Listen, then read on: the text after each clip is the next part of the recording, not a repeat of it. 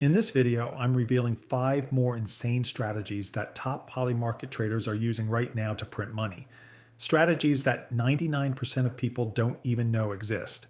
These are the exact strategies that separate the professionals making consistent money from the retail traders who are just gambling and hoping for the best. So stick around because I'm going to break down each strategy step by step with real examples and show you exactly how to start using them today to make money on Polymarket. Let's get started. And by the way, if you're generating serious volume on Polymarket, you can unlock massive bounties, up to $1,000 after generating just $1 million in revenue. That's on top of the $10 referral bonus when your referral makes the first deposit. Link is down below.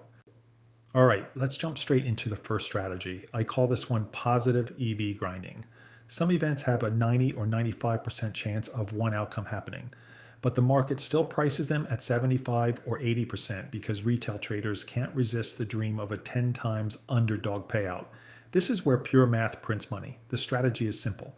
You buy the highly likely outcome at a discount, ride it back toward fair value, or just hold it until it resolves. These aren't flashy trades. They won't buy your Lambo today, but they quietly compound into real money. Think of it like buying safe bonds that pay 5 to 10% returns consistently. Here's a perfect example. On January 12th, the market for Jerome Powell out his Fed share buy was yes shares were trading at around 7.7%. This means that no shares this time is around 92.3 cents per no shares. By March 4th, yes chance slides to 1.2% and no shares is up to around 98.9 cents. That's a clean 6.6 point gain, almost 7% profit in just a few weeks for something that basically already guaranteed to happen. The key here is finding markets where the outcome is almost certain, but the market is still pricing in some doubt because retail loves betting on chaos. You're not looking for 100-time returns here. You're looking for consistent 5 to 15% gains that compound over time. Here's how you find these opportunities. Look for markets with very high probability outcomes. Things like will X remain in office or will Y happen by some distant date. Check if the market is pricing it below 90 cents when it should be at 95 to 98 cents. Buy the underpriced side and hold until resolution or until it reprices closer to fair value. This is pure math. You're grinding out consistent positive expected value trades. Strategy number 2 is all about breaking media narratives and trading reality. In geopolitics and elections, the biggest edge comes from seeing reality earlier and more accurately than the crowd. Western media either misreads or pushes certain narratives that don't match what's actually happening on the ground, creating massive mispricings on Polymarket. Here's how this works. If you speak the local language, follow regional influencers, or understand cultural sentiment, you immediately see when global traders are betting on the wrong narrative. That alone becomes a repeatable edge, but you can take it even further with ground-up fundamental analysis. Instead of trusting headlines, you rebuild the situation from verified facts, troop locations, frontline maps, satellite imagery, local leaks, historical patterns. For example, with the Russia-Ukraine conflict, that often means monitoring independent Telegram channels that publish real movements and footage long before major outlets adjust their story. Once you have the facts, you model the next few months. When markets spike on hype, a speech, a rumor, a vague sources say update, but nothing changes on the ground or in local sentiment, you fade it. You're not trading narratives, you're trading reality, while everyone else reacts to noise. Let me show you an example. Let's say there's a market asking, will Russia capture a specific city by a specific date? Western media might be hyping up Russian advances, causing yes to spike to 66%.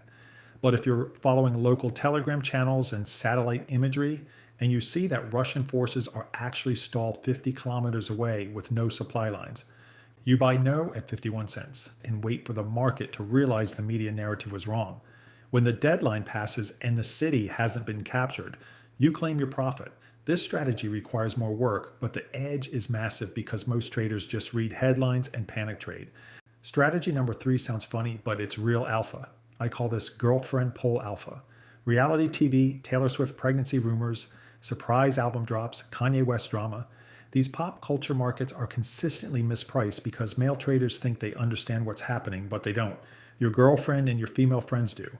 Here's the strategy. You poll 5 to 10 of them with simple questions. Do you think Taylor drops an album next month? Does this Swift pregnancy rumor feel real? Is Kanye West actually getting arrested this week, or is it just internet noise? Their aggregate intuition is often more accurate than any model because they consume this ecosystem daily. They understand the emotional cycles, the fan behavior, and the drama beats. Let me give you a real example. There was a market asking, will Taylor Swift announce a pregnancy by end of year? Yes was trading at 37 cents because male traders saw some Twitter rumors and thought it was possible.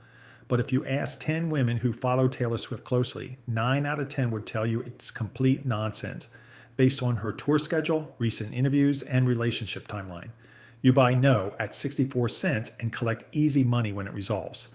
This works because pop culture markets are driven by hype and speculation, not data. The people who actually understand these ecosystems, mostly women, aren't the ones trading on Polymarket. You're bridging that information gap and profiting from it. So next time you see a pop culture market, don't guess. Ask someone who actually knows. Strategy number 4 is simple but powerful. Mention markets always default to no. Mention markets are an addictive trap for retail traders. Every week someone thinks president will mention crypto. He won't. Every week someone thinks CEO will name a competitor on stage. They won't. Here's why this works. Low duration mention markets heavily overprice yes, because it's exciting. Retail loves the idea of a 5 times or 10 times payout if the person just says one word. But the reality is most speakers stick to their scripts. They don't randomly mention things unless there's a very specific reason. Your default position should always be no, unless there's a long history of similar mentions in past speeches. The speaker is a known yapper who goes off script constantly. The word or topic fits perfectly into the expected narrative of the speech. Otherwise, you fade everything else. Let me show you an example. There's a market asking, what will Trump say in March? Drill, baby, drill. Yes is trading at 76 cents. Now, here's the thing. Even though Trump has used this phrase before, you need to look at the specific context of the event. If this is a formal policy speech, a diplomatic meeting, or a scripted address, the chances of him use a casual catchphrase like drill, baby, drill drop significantly. Trump might talk about energy policy, oil production, and American energy independence, but he won't necessarily use that exact phrase unless it's a rally or campaign style event. You can check the president's roll call where you can see the president's public schedule. So even at 76 cents, yes might be overpriced because retail traders are betting on excitement and past behavior without considering the context. You buy no at 37 cents and collect when the speech ends without that specific phrase being said. The key is don't get caught up in the hype. Most mentioned markets are just retail gambling on excitement. Context matters. Even if someone has said something before, it doesn't mean they'll say it again in every situation. You're the house, and you're betting against the gamblers who don't think about context. Strategy number 5 is advanced, but it's incredibly profitable if you understand it. I call this partial resolution advocacy. Some polymarket markets don't fail because the event is unclear. They fail because the rules are unclear. This becomes rule fights, and if you see them coming, you can profit even when the event goes against you. Here's how this works. Let's say there's a market asking, will Elon Musk announce presidential run before 2027? Now, the word announce is incredibly vague here. Does it mean a formal campaign announcement with FEC filings? A tweet saying, I'm running for president? A joke on a podcast? A reply to someone asking if he'd run? Here's where it gets even more complicated. Elon Musk wasn't born in the United States, so he's constitutionally ineligible to run for president. But what if he tweets, I'm running for president as a joke or a political statement? Even though he legally can't, half the traders will argue that counts as an announcement. The other half will say it doesn't count because he's ineligible, and it's clearly not serious.